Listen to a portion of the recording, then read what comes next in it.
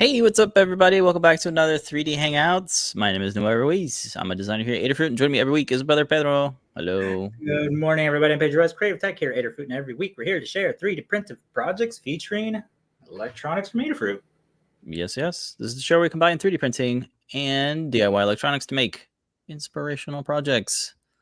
Hello, everybody. Welcome to the show. We are hanging out in the Adafruit Discord server. If you'd like to join us throughout the show, you can drop in the live broadcast chat channel, and the invite code to the Adafruit Discord is Adafruit. Or you can script that. Discord.gg/Adafruit. I got a link up there in the little purple bar. So check out the link if you aren't already joined in the Discord. We're going to take a couple moments to warm up. We were out last week, but we're back this week. It is episode 443. It is Wednesday, June 5th, 2024. Take a moment to welcome everybody in the Discord chat room, or if you're on YouTube or Twitch, say hello. This week we are streaming on the three. Facebook and LinkedIn continue to be problematic. So hello YouTube, hello Twitch, and X, formerly known as Twitter. Giving a shout out to DoWester, Squid.jpg, and Rosin, and Vince hanging out in the Discord. Good morning. Yep, let us know if you can hear us okay and everything. I think we are good to go. All right. I'm going to jump right into adafruit.com/free to find out what deals are active this week. If you spend more money at checkout, you'll get some free items. Let's start off with the first tier at $99 or more. You'll get a free PCB coaster with a golden Adafruit logo. If your order is $149 or more, you'll get the PCB coaster plus an Adafruit KB2040 featuring the RP2040 chip. If your order is $199 or more, you'll get the KB2040, the PCB coaster plus free UPS ground shipping for continental US only. And if your order is $299 or more, you'll get the free ground shipping, the KB2040, the PCB coaster, and a Circuit Playground Express. Adafruit.com/free for the details. These get automatically added to your order. And on top of the freebies, you can use our coupon code this week. Thumper will get you 10% off. Just type in Thumper at the checkout under the coupon code box, and you can get 10% off your order. Works on all things except the gift certificates. And there we go. It's funny, I think of Bambi Thumper every time I hear Thumper. Thumper? Bambi? The rabbit. Okay. All right. Back over to Discord. Coming in loud and clear. Thank you, Vince. Good mic check. Pedro, you got this week's project. That's right. This week's project is the Thumper from Dune summons the sandworms. I have not watched part 2. Can you fill me in a little bit more? Did they actually talk about it? Yeah, I did. It's very much featured in Dune 2, but it's also in Dune 1, so you're good there. I've never seen it in Dune 1, or part 1. It's in part 1. Oh, I mean, I saw it a while ago. Right, maybe 2 years ago now. Yeah, so the main reason is because we kept seeing a bunch of memes show up for it since the movie did really good, and we thought it'd be a really good prop maker project for it. Yes. At first, we were like thinking, oh, we're gonna do like, for the movement of it, like a rack and pinion, or we're gonna do like a servo with the little teeth that like go up and down. And then after a couple of tries, I was like, oh, it should just be like the servo horn should just be like a cam, where it's just following, just moving the rod up and down. So that's what we settled on. Super easy design, and a really cool way to slim down your projects with the little right-angled socket headers. So that was a cool discovery for this project. That's one of the main highlights for it. And then the transducer, that's adding that layered sound effect, because a lot of the thumping is actually just coming from the top clapper part slamming back down. So it's using the PropMaker, like we said before, and it's using motion to detect when it's actually being placed down. So when you place it down, you kind of hear the transducer, and then clapping from that. The weight of the 2200 milliamp hour cylindrical battery is keeping it nice and level, so it can topple over, but it does a pretty good job of keeping itself stable. The code, so Liz updated the code that's based on the Mario wand code that she did before. So just a little bit of modifications for that. And then nice nifty little way to attach the rod, the center rod on there onto the feather. So kind of see here the transducer on the bottom. We put it up to a box. You can hear that it turns whatever it is on into a speaker. And actually take a look inside of it. So I'm super proud of how we were able to compact everything inside. So it's being held together with 4 M2 screws. I should have unscrewed all this ahead of time. Yes, I can bring in any questions on the chat here. So completely modifiable. All of the whole project is all based on sketches and lofts. So if you have, say, like a bigger transducer, you'll be able to take that out and update the size for it. And because it is on the, this bottom portion here, that should update without affecting the rest of the top here. So let me get this last screw out. Take a gander on the inside of how this is constructed. Here. Take this out. You can see everything is nicely compact on the inside right here. Had just enough room to fit the LiPo battery, the servo with the horn without interfering with any of the components. And you can see here the feather using the right angle connector to get out of the way the rest of the components there. And you can see here the little rod holder is actually used to mount the feather as well. So nice little compact design, all the wires out of the way. Make sure that there's little crevices here so you can tuck the wires into. And see if I get a better angle of that. Yeah, just a really cool way to mount everything like that into a nice little compact cylindrical form. And it just closes up. Even the way that the transducer is held in place. There's this, I don't know what this is called, this little gap here. Yeah, it's like a ridge. Yeah, it's like clamping down on it like that. So that's nice. Easy to mount. And then we're using real butter, which is like a skate-bearing oil or lubricant to have this nice and smooth. Little slide switch hides, blends right into the design of everything. So yeah, super proud of how everything was able to be compact inside. Some of the things missing that I wish I had time for would be like a telescoping little spike. But then upon, trying to figure out how that would work, the spike would probably, since it gets so small at the end, it would probably topple over since it's already, a little bit unstable when it's going up and down. And then the other thing that would make it super cool and useful would be as an IoT notification for like emails or any other type of warnings. It would just go off. The first thing that comes to mind would be like the IoT mailbox that you worked on. So when you got like a Gmail notification, it would just be like, oh, okay, I got an email or some sort of notifications going off. So or an air quality sensor. Air quality sensor, yeah, when it gets up too high or whatever level. Or an earthquake sensor. Oh my god, yeah. It's a really good one right there. So yeah, stuff like that. We've made something similar to that, like the Canary IoT. So where it's the bird who is on a servo, and once the air quality reaches, too high, it just, topples over and dies. So it's just a servo horn, pushing it down. So that's another way that you could go with that. So yeah, nice, useful features that you can add on top of it just being a nice little prop from the movie. Everything's printed in PLA, and fortunately, you are going to need a ton of supports on the inside.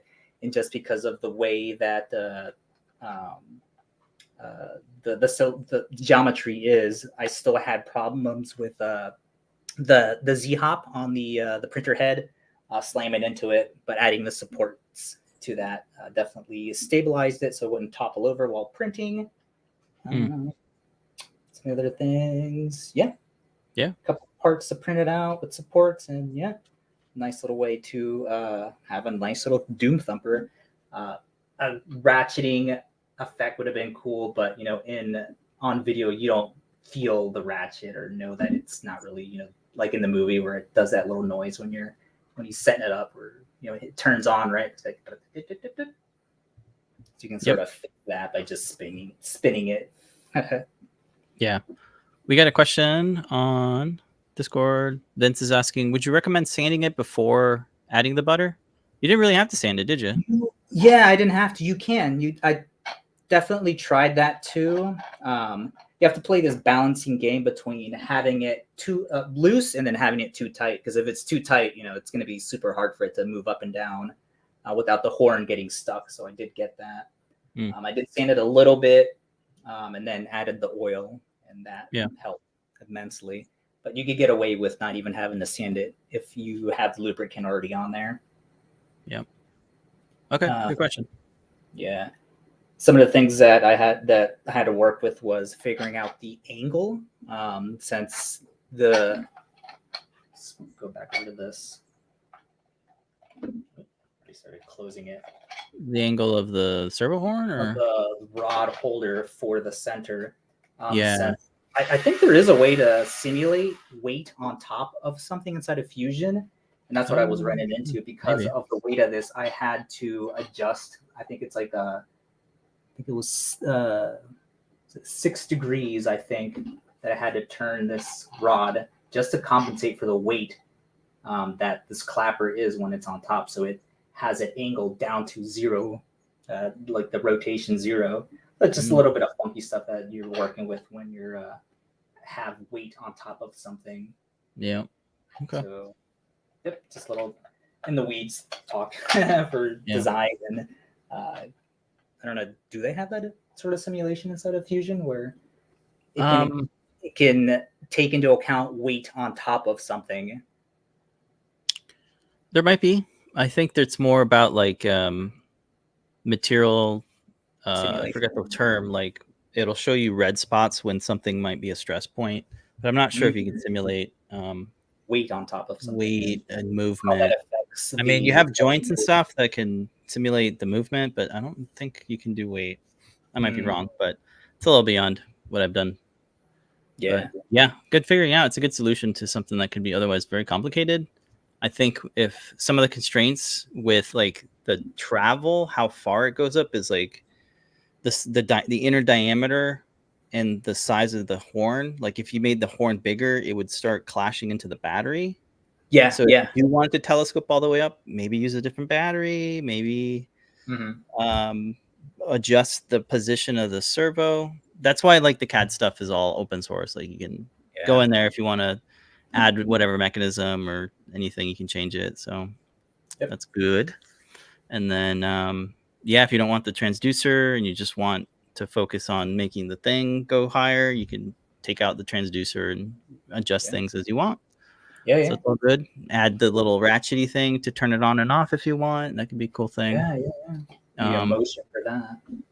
Yeah, but otherwise it's a good starting point, I think, for folks to kind of get an idea, get inspired, and think about using the PropMaker and a servo in their projects. That's kind of the whole goal. Exactly. Yeah, it's a nice little shell to get you started off with all the mounting points already on there for you to move around. And the Fusion 360 file is easy to update. Fusion and a step file too.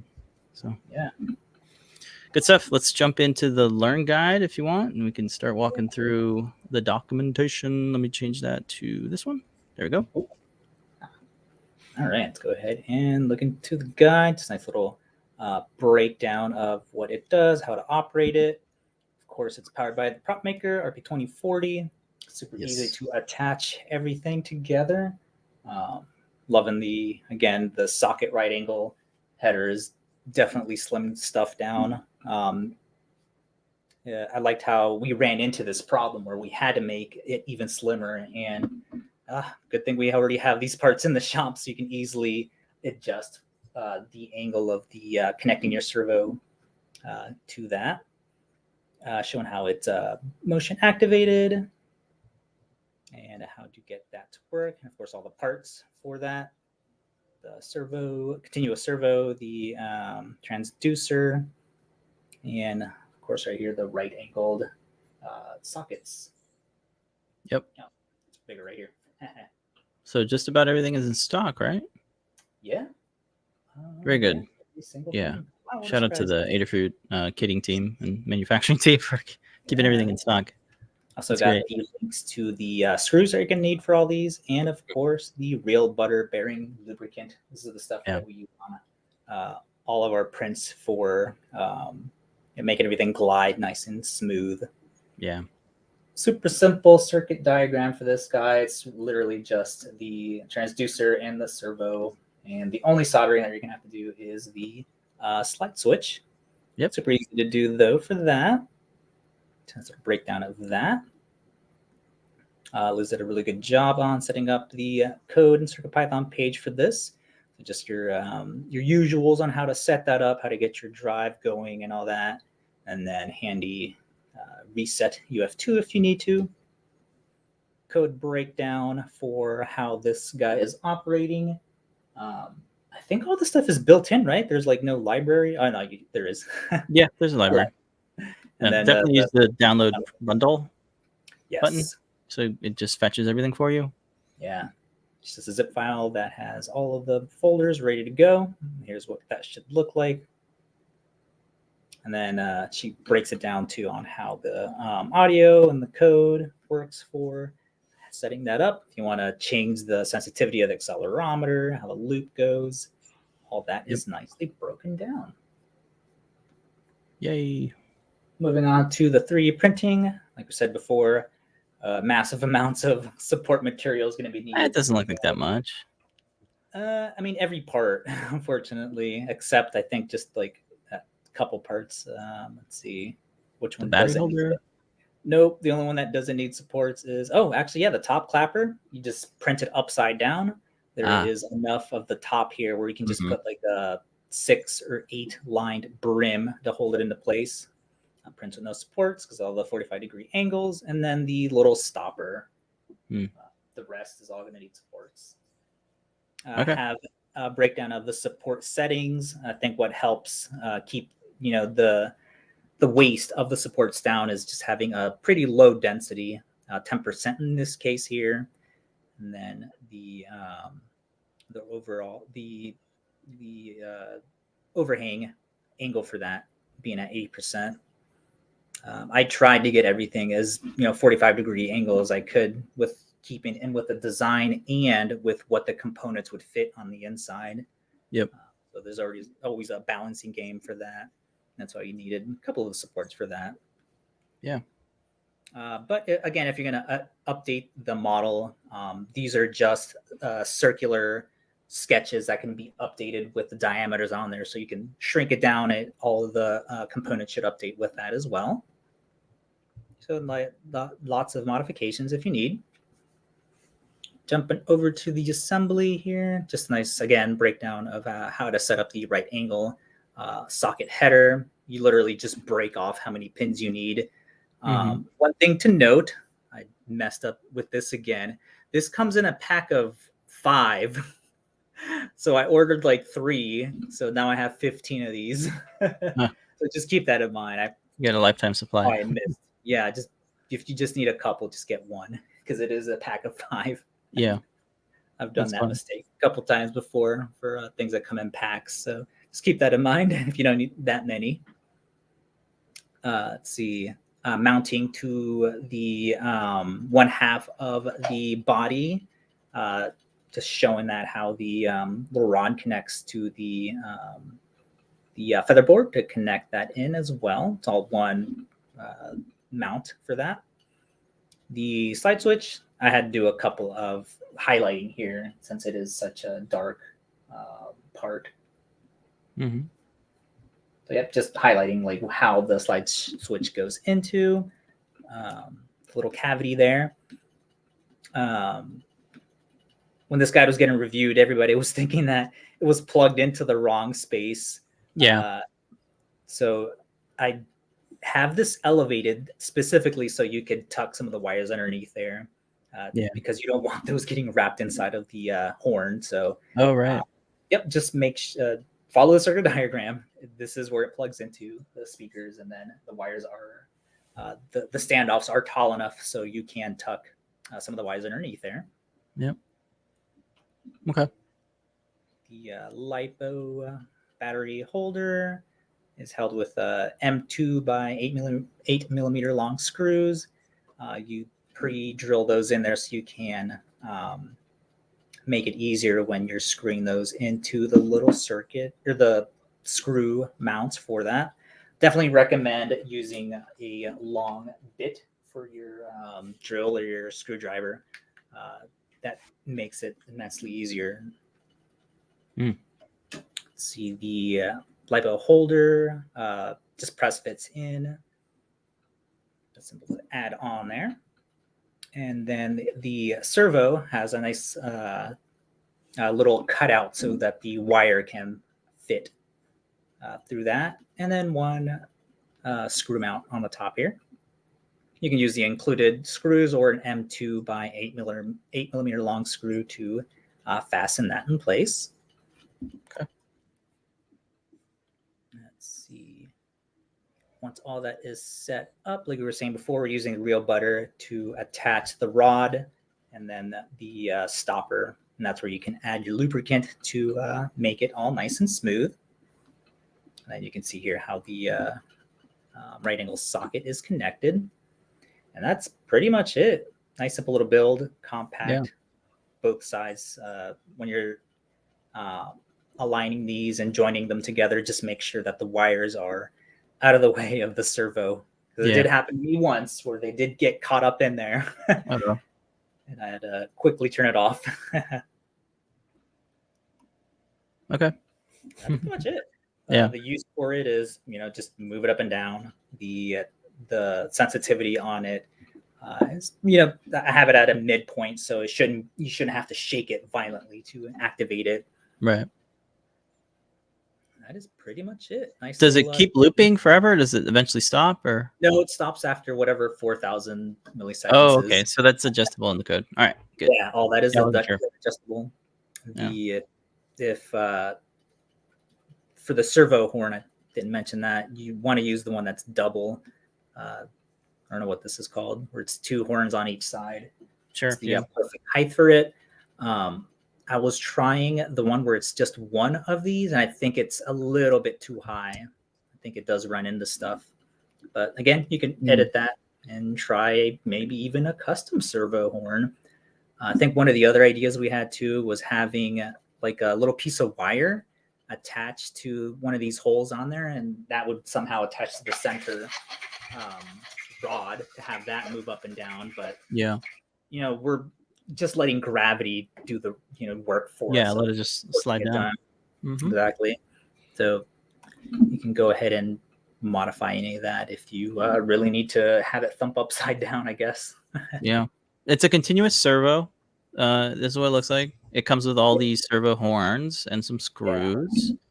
So I guess if you wanted to just use the single one, I guess you would have to update the the code. So the code, maybe use a regular servo, and that way it only goes like 80 degrees or 90 degrees instead of continuously rotating. So it goes up and down, up and down. So there's different ways to do it, but I think this was like one of the easier ones. So that worked really well. If you want to change the like the pattern, like if you wanted to go up, up, down, down, sure, maybe like have this one right here to like sort of increase it without having to edit the code. You can just update the cam that the rod is following along. So lots of opportunities for custom, thumping, I guess. Custom thumps. Cool. Yeah, look, it turned out really good. I like the obviously the look of it, and it's all open source. Yes. Cool. Yeah, I want to do more props with servos. It's really cool to have the easy connectivity of it. And I like And that. having more motion controlled stuff too is something that I've been wanting to do as opposed to just buttons. Yeah. Originally, it did have the button right on the top to Right. actuate it. Then, as I'm thinking about it, it's like, oh no, the wire's gonna, have It's to not run screen down. accurate.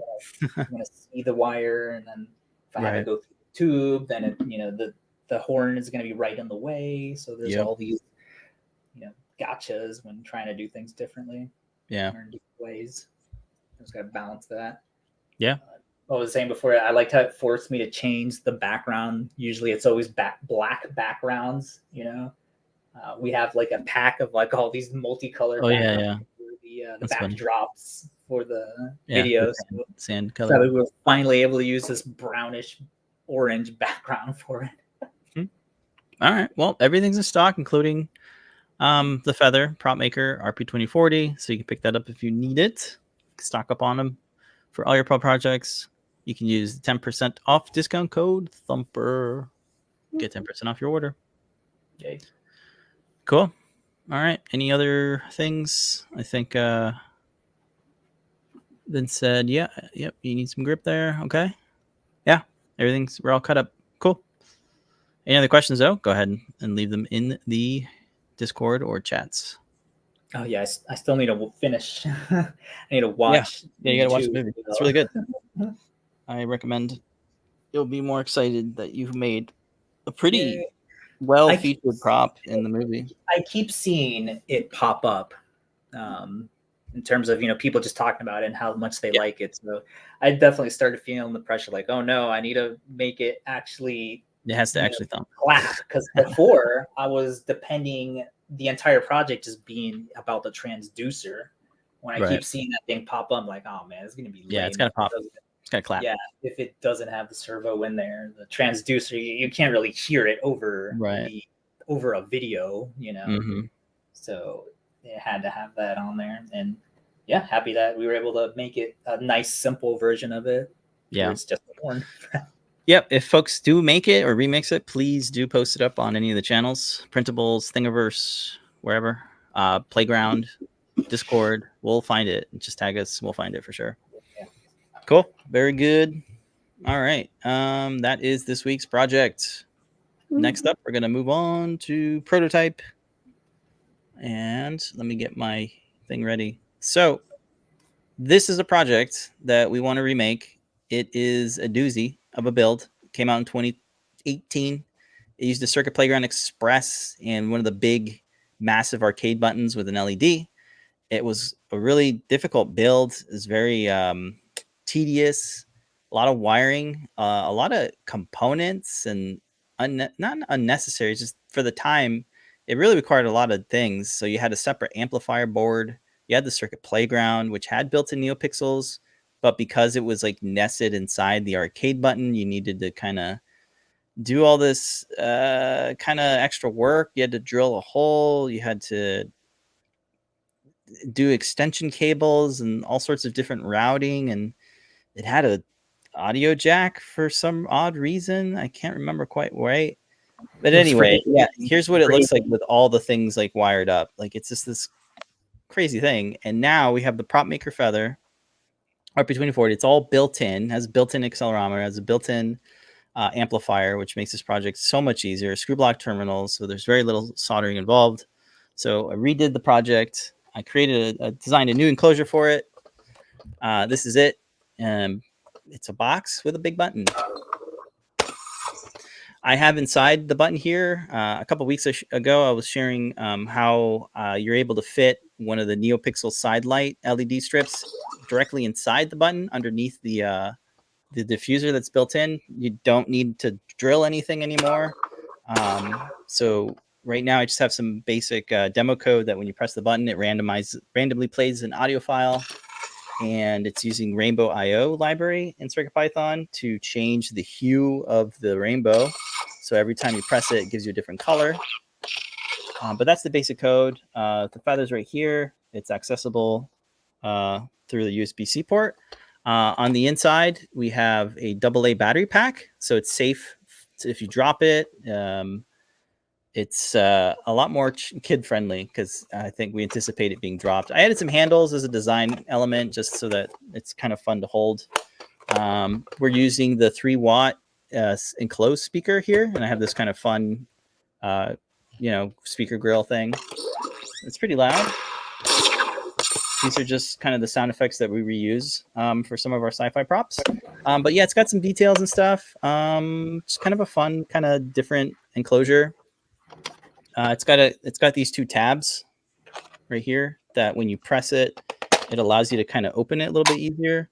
So in there, you can see the PropMaker Feather, you can see the speaker, and of course the AA battery pack with the fancy kind of snap fit lock that locks it in place so it doesn't fall out. Got a nice tight grip to it. A couple screws, for the various tabs, and that's kind of it. I did design like a custom panel mount for the speaker because it just needed that extra hole so that folks don't have to drill the ABS plastic coupler that it has. Otherwise, though, you got these nice quick connect, my favorite quick connect cables that allows you to just plug and play different arcade buttons. So that's what it kind of does. All snap fits together. It's got some nice sound effects. So what I wanted to collaborate with Liz to do some different code. So I'm thinking it'd be cool to have the ability to name your WAV files a color, like put a prefix or a suffix of a color, and that would define what color you want your sound effect to be. And then also we want to be able to shake it and play some different sound effects. So you kind of have a little bit of a multifunction there. But otherwise, it's a really simple project. I've been getting a couple of feedbacks on the old project because it's just so tedious and time consuming and a lot of wiring. This is a great time to redo that project, bring it into the modern with CircuitPython and, the PropMaker Feather with all the awesome plug and play features it has. It'll be, people can add more features to it if they want to do like a STEM QT rotary encoder or a display. You can add that if you want, but we wanted to keep it kind of simple and just add a little bit of extra features to this project. So I think by shaking it, playing different sound effects, and then assigning colors to the file name to play a different color would be kind of cool. So yeah, handles, print and place handles are always fun to add to your projects, right? So that's what I got going on. It's going to be next week's project because we're pretty much ready to start documenting. Liz is working on the code update for it, and that's kind of it. I really wanted to remake that project because the Learn Guide, man, I'm telling you, this thing is quite the doozy. Oh my god! Yeah, it's a lot of break it down into it's a lot of stuff because like the to access the USB cable, you needed to create your own USB breakout, and it's just. I was trying to hide myself. I'm gonna go to the bathroom real quick. Okay, no problem. So yeah, that is what I want to. That's what I'm working on. And we do have these buttons in stock. Or no, we don't. Never mind. I guess you can buy it on DigiKey if you need to. They come in different colors, but I picked the white one because the white diffuser plastic that's built in translates different colors well. But you can see we do have different colors of it. And we've used it in, I think, only a few projects. So that's another reason why I wanted to redo it. I did the red version. I used it in the HAL 9000 remake, which is somewhere in here. But yeah, the white one is good for the kind of different colors that we want to do with the embedded NeoPixel LEDs. Speaking of the NeoPixel LEDs, real quick, I'll just showcase. They're the side light NeoPixels. These ones here. These are out of stock, but I guess you can get the lower density version here if you wanted to have lower LEDs. You can see here that they're just strung on the inside, and they pretty much diffuse it pretty well. Like here in the camera, it really lights up the whole thing. So that's a neat way to kind of get something to get illuminated all the way. So So you can pick those up. Hopefully we'll have the higher density ones in stock next week when I have this this learn guide ready. Yeah, this is the one that I used. They're nice. You can cut them and splice them, and they're mini skinny style, so they fit in tight spaces like inside a button. So that's kind of the gist of the project, though. Yeah. So that's what we're prototyping. If you want to pick up any of the parts I was just talking about, Thumper is still active for the next 24 hours. Okay. And Pedro is back. Ah, yes. Squid.jpg. The audio jack was so that we could use it as an adaptive controller. Yes. Okay. We got a nice GIF from the Starliner from Janusk. Yeah, the button looks hellish. Yes, it does. Also, big red button popular on the Fallout TV. Oh, that's right. It was on the Fallout TV show. I pointed it out too when I was watching Fallout. To open the vault door, it's basically this very same button but red. And I was like, "That's so funny! It's the same button." Love it. Love when you can spot components that are available, kind of off the shelf components, really. Yeah. So that is the project. I'm happy with it. It's a nice, easy build, which is what we want to do. Oh yeah, the kids are waiting. Yeah, it's a really good kid project because you can turn it into anything, especially with your own sound effects. I want to have some because Gavin, my nephew, your son, he's a big fan of Portal and he loves Wheatley, the character. He kind of has this Wheatley feel, especially with these handles. So I want to rip some of the sound effects from Wheatley and have them like it kind of looks like Wheatley if you do this. Hello, ha ha ha. GLaDOS. What are some other fun AIs that we can throw in here? I guess Hal, we can throw that in there.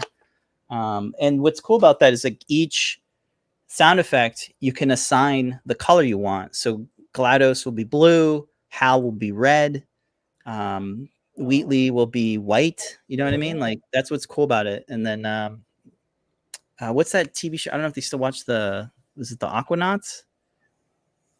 You can have one of those alarms, so you can play out different, things, play out different scenes with the same prop. So I think that'll be fun. Cool. So that is what we're prototyping. Look out for it next week when we release a video and a learn guide.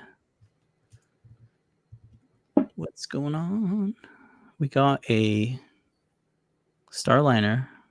Ooh, a new rocket. Oh, some files to print. Yeah. It could be a good Timelapse Tuesday, maybe? Yeah. Okay. Yeah, we'll check it out.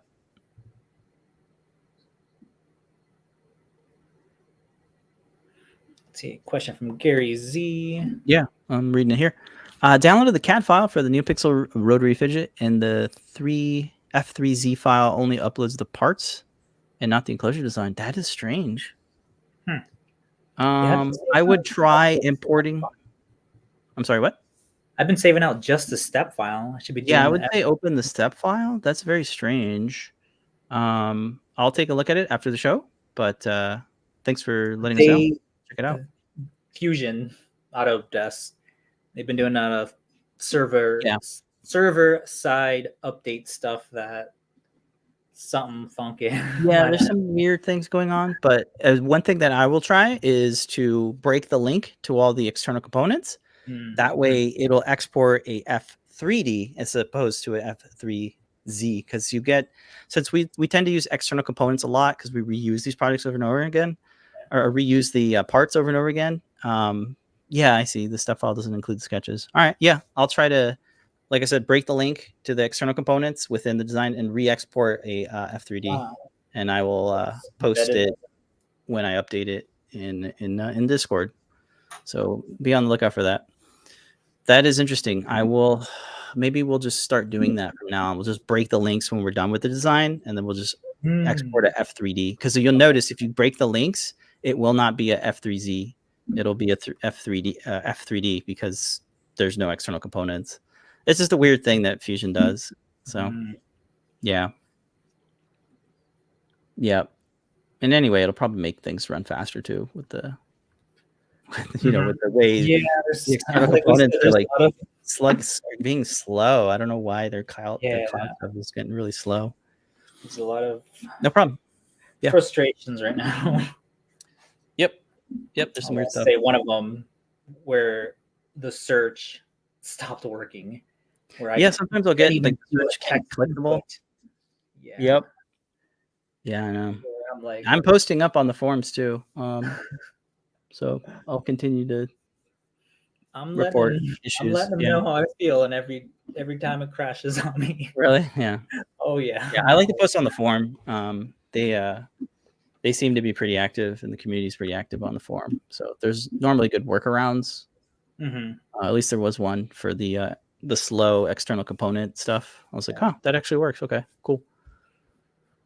Yep, we just got to work around with it. I mean, you grew up with Maya 3D, and that thing would crash all the time, and Cinema 4D would crash. Like the cat apps just crash, man. They're just known for crashing. Yeah.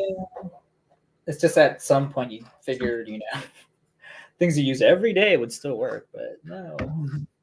I'm talking about like everyone, like Photoshop or like your Finder, the OS Finder just stops working on you, or what was the one where it wasn't updating stuff? Moo. I'm like, oh my Moo god. cache stuff, yeah. Yeah. Yep. Dropbox won't sync stuff sometimes. They'll have to restart. Yep. All software woes. Yep. All right. I'll take a look at that, and then we are going to take a look at Timelapse this week. All right. Before we play it, there you go. Tuesday is this super adorable little llama with like hideaway feet. Telescoping feet. So it looks like he's sitting down. So he or she. It's a mama. That's a she. Yeah, this is a mama and her babies. There's babies in there too. So we're using that. What's it, the filament called? Where it's like different sizes of it or different colors based on the angle that you're looking at it. So it's silver and blue for this one. Let's see, on one side it's like silver, the other side blue, and then the heat, and then the feet print in place, little feet hide.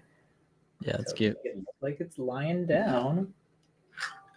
I should have used the key function that these little holes are meant for, little key rings. I should have put like a fishing string on there, made it jump up and down without having my hand in the way. Yeah, that's fun. But super cute little, super quick print for, I don't know what everybody was posting about it. I guess just because it's super cute. It is super cute. Looks like it's been painted here on this one. Yeah. So this is posted up by Pizza 3D. It's a free download on Cults 3D. So you got these no supports either. They look kind of angry, don't they? There's different faces. There's a happy face. There's an angry face. I printed the happy one. Very cute. I should have printed the mad one though. One, yeah. Mama Lama is mad. Yeah, these are very cute. So if you're into llamas and mamas, it says Mama Lama with her babies, beware the llama, and may be angry or happy. Included STLs. They seem to do a bunch of others, kind of articulating print in place designs. So check them out. Very fun, very cute. Great summer print. Yeah, this is a free download, so check it out. Did you scale it up or down, or it's at 100%? Mm-hmm. Yeah. Okay. No scaling. Good. Yeah. I like how there's a no AI tag on that. Really? AI can make a printable part? Yeah, I think so. Where's no AI? I didn't see that. Right there, right by the light seasons. Right underneath the, no AI. I keep seeing as no Al. No AI. No AI. Makers. Oh, they wouldn't even allow it. Okay. I didn't know it could prohibiting to reproduce. Wow. Okay, they took a stance. No AI. Okay. All right. How would you tell if it's AI?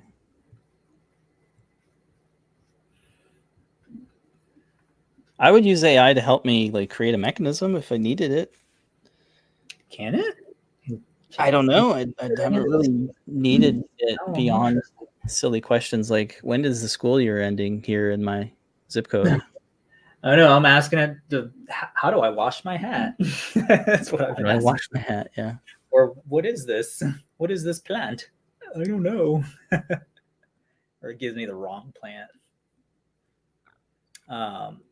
What was the discussion last week on how the team uses it to verify, like going through registers or something to have it do a bunch of tedious work. It That's just yeah, repetitive programming is a good use of it. Like, why are you going to write all these or filtering out, an arrangement of a list? That's always a good use of AI. Yep, it'll do it, but It's not they even always have AI. to It's more like, it can't do it good. Yeah. It doesn't know what it's doing. It's just doing it. Yeah. There's always that human interaction with it going, no, you do go this way, Yeah. or correcting it. Okay. Funny. All right, we're talking about llamas here, and somehow we went into AI land. Oh, because they're not allowing the AI. Yeah. So the llama was not made with AI, as far as we know.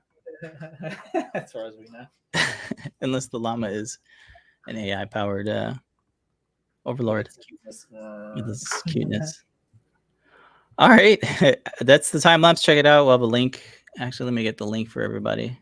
Oh my god, I haven't been posting any links. Any links? Oh no. Give us a second, everybody. Hold on, I got it right here. Here's Llama.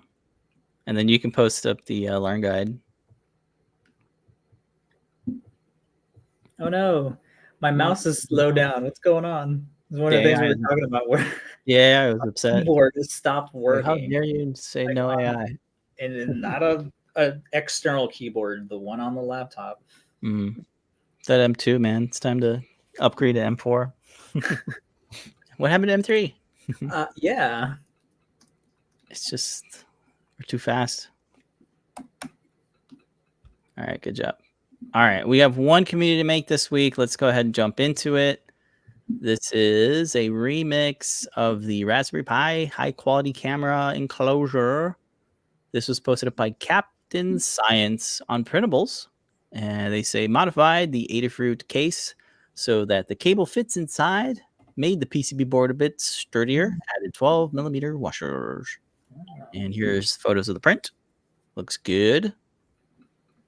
You got your cables are nicely fitted inside. I think the ribbon cable, was that exposed? Yeah, it was. Yeah, I guess they just made it chunkier or something. Yeah, I think that's why we were like, well, I don't want to make it bigger just for that. But yeah, whatever. That's why it's out there.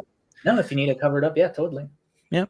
They said, here's the modifications that they made. They thought the camera hanging out was unsightly blemish on an otherwise nice case.